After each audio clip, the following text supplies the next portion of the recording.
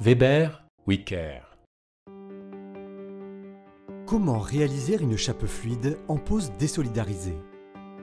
Les chapes sont des mortiers de sol permettant d'atteindre un niveau déterminé et la résistance mécanique nécessaire avant la pose d'un revêtement de sol. Elles rattrapent les défauts d'épaisseur et peuvent enrober des planchers chauffants ou même être positionnées sur un isolant acoustique ou thermique.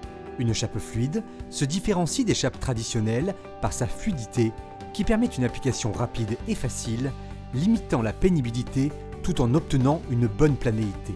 Elles sont idéales pour des locaux privatifs dans le cadre de la réalisation d'une salle de bain, garage ou extension. La pose désolidarisée à l'aide d'un film polyéthylène avec une chape résistante sur un support stable sécurise la préparation. Elle affranchit les étapes de préparation mécanique, primérisation et traitement des fissures. Pour réussir une pose désolidarisée avec une chape fluide, voici le matériel à utiliser. Un balai débuleur ou barre de nivellement, un malaxeur électrique lent 500 tours par minute équipé d'un fouet à pale droite ou une bétonnière, un seau doseur, un seau malaxeur, des sticks de hauteur, un niveau laser, une bande périphérique de désolidarisation de 5 à 8 mm d'épaisseur, un film polyéthylène d'épaisseur 150 micromètres minimum type polyane. Les matériaux, une chape fluide Weberflor 4340. Avant d'entamer les travaux, veillez au port des équipements de protection individuels, gants, lunettes et bottes. Voici maintenant comment procéder. Vérifiez la planéité et l'horizontalité du support. Si un écart de niveau ou trou est supérieur à 2 cm, un rattrapage avec un ravoirage ou un mortier peut s'avérer nécessaire. Calfeutrez les fenêtres pour éviter un ensoleillement direct de la chape. Veillez à une bonne ventilation du local, sans courant d'air, en ouvrant par exemple une fenêtre jusqu'à 24 heures après le coulage. Installez le film polyéthylène au sol en veillant à le recouvrir sur une largeur de 15 cm et en évitant les plis. Posez le ruban adhésif à l'intersection entre deux rouleaux en recouvrant les lais de 20 cm au moins. Autour de la pièce, au niveau des poteaux et en tout point dur, posez la bande de désolidarisation auto-adhésive de 5 à 8 mm. Repérez l'emplacement le plus haut du support et y placez une pige de hauteur qui servira de référence. L'épaisseur minimale de la chape pour des locaux privatifs sera de 3 cm en pose désolidarisée, 4 à 4,5 cm sur un isolant thermique ou acoustique. Positionnez en quinconce tous les 1,50 m et réglez le niveau des autres piges à l'aide d'un niveau laser.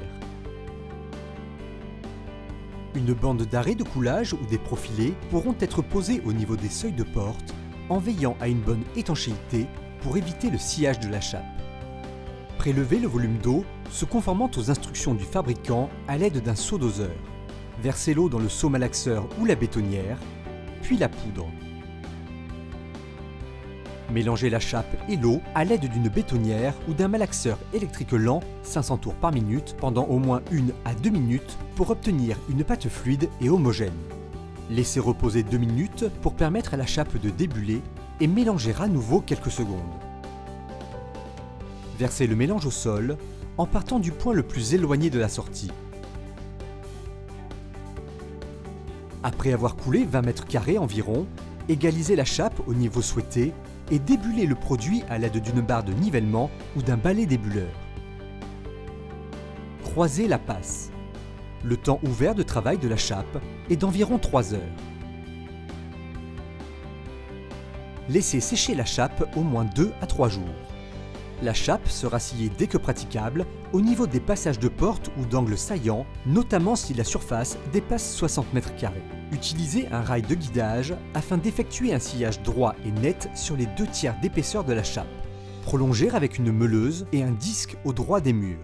Attendre au moins 15 jours avant de recouvrir par un carrelage. Nos conseils. La chape peut également être mise en œuvre à l'aide d'une pompe à malaxage discontinu ou continu pour des surfaces ou épaisseurs importantes. L'ajout d'une trame type G2, découpée par carré de 50 cm de côté dans la chape au niveau des angles, limite le risque de fissuration. Une chape ne peut pas rester nue, ne pas attendre plus de 8 semaines avant de la recouvrir.